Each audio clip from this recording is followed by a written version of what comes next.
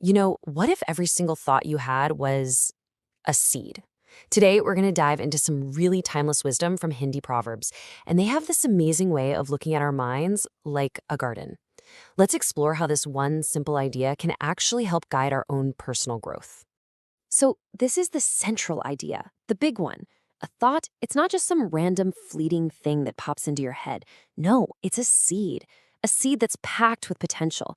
And if you plant that seed, in the soil of your soul, it can actually grow into something that gives your life real, genuine meaning. This is where our journey begins. Right, and any good gardener will tell you you've got to start with the soil. And for us, that soil, well, that's our inner world. The whole journey really starts with the thoughts we decide to nurture right there, inside our own heads. It's all about getting a handle on that internal landscape. And this gets to something so fundamental.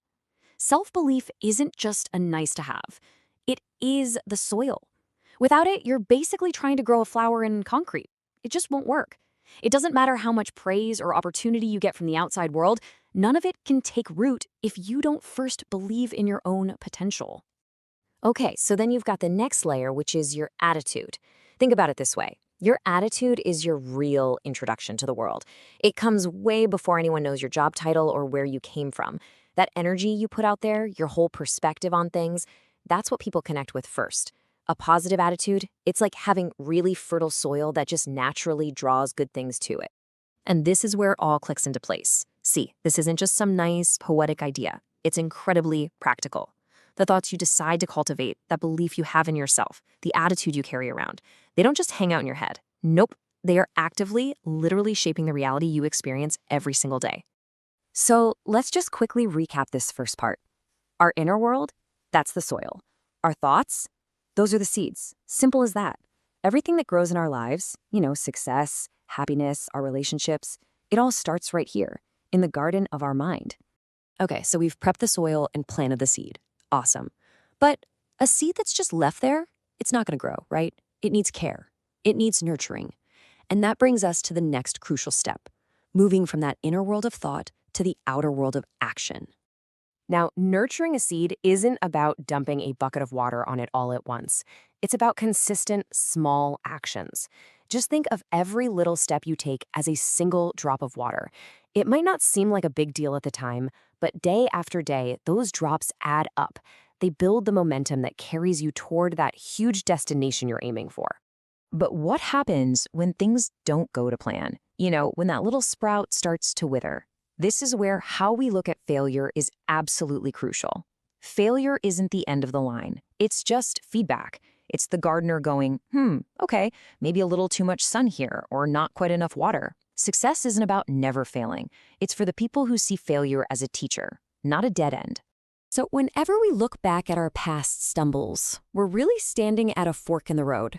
We can go down one path and get stuck in regret, which is basically like letting dead leaves pile up and choke a new plant. Or we can choose the other path and learn the lesson. We can take that past experience and turn it into compost, rich fertilizer for everything we want to grow in the future.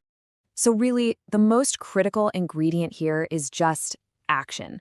It doesn't have to be perfect action. It just has to happen. Action is the water and the sunlight.